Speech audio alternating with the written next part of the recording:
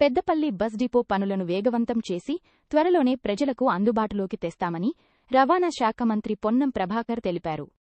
పెద్దపల్లి ఒక వ్యవసాయ క్షేత్రమని గ్రామీణ ప్రాంతాల బస్ కనెక్టివిటీ కోసం సీఎం రేవంత్ రెడ్డి ఇక్కడ డిపో మంజూరు చేశారన్నారు.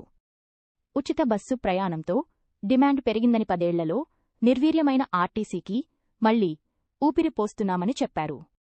11% పీఆర్సీ సంఘం ఎన్నికల నిర్వహణ ఆర్టీసీ విలీనానికి ప్రజాప్రభుత్వం కట్టుబడి ఉందని స్పష్టం చేశారు. కార్మికులు ఎలాంటి అపోహల వదంతులు నమ్మవద్దని త్వరలోనే అన్ని సమస్యలను పరిష్కరిస్తామని మంత్రి భరోసా ఇచ్చారు. తర్వాత ఆర్టీసీ బస్సులు కావాలి ప్రతి ఊరికి అనేటువంటి డిమాండ్ పెరుగుతున్న సందర్భంలో కొత్త బస్సులు కొనడంతో పాటుగా మరి 10 సంవత్సరాలుగా నిర్వీర్యమైన ఆర్టీసీని నూతన జవసత్వాలు ఇచ్చి మళ్లీ ఆర్టీసీ ఒక ప్రజా రవాణా వ్యవస్థలో గొప్ప సంస్థగా తీర్చిదిద్దే ప్రయత్నం చేస్తున్నాం. కార్మికులకు సంబంధించిన అన్ని సమస్యలను కూడా పరిష్కరించి మేము వాళ్ళు కొంత రాంగ్ అపోహలో ఉన్నట్టున్నది.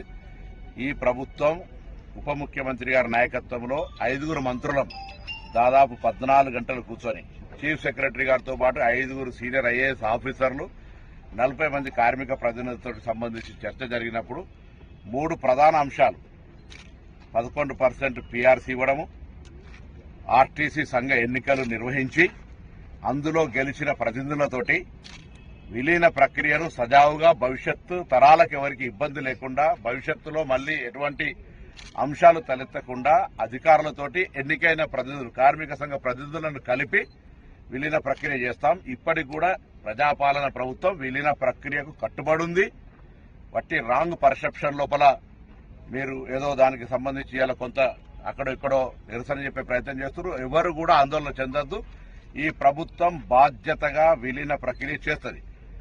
విలీన ప్రక్రియ చేసే సందర్భంలో ఇంత పెద్ద ఒక సంస్కరణ దానికి సంబంధించి భవిష్యత్తులో ఆచరణలో లోటుపాట్లు రావద్దని అధికారులు నిర్ణయం తీసుకుంటే రేపు పొద్దున కార్మిక సంఘాలు మాకు తెలియదు ఏం జరిగిందో అని అంటారని అందరి ముందర చర్చ జరిగి పెద్ద ఎత్తున దాదాపు 10 గంటలు 14 గంటలు చర్చ జరిగితే దాని తర్వాత కొంతమంది ప్రతినిధుల నాయకులకు వచ్చి మీరు ముందు ఎన్నికల వద్దు విలీనం చేయమంటే ఒక్కటిగా నిర్ణయం చేసేది కాదు.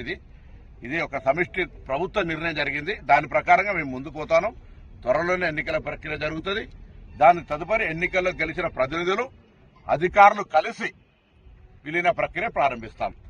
అందరినీ పక్క రాష్ట్రాల్లో జరిగిన పరిస్థితి కావచ్చు, ఇక్కడ అందులో కార్మికుల ప్రతినిధులు ఉంటారు కాబట్టి ఏకపక్ష నిర్ణయం తీసుకునే అవకాశం ఉండదు. భవిష్యత్ తరాల లోపల ఆర్టీసీ విలీన ప్రక్రియకు ఎక్కడ ఇబ్బంది లేకుండా విఘాతం లేకుండా ప్రజా రవాణా వ్యవస్థ నిరాటంకంగా కొనసాగడానికి మంచి ఉద్దేశంతో జరుగుతుంది. దీన్ని తప్పుగా అర్థం చేసుకోవద్దని కార్మికులందరికీ విజ్ఞప్తి చేస్తా ఉన్నాం. ఆందోళన చెందొద్దని కూడా కోరుతా ఉన్నాం.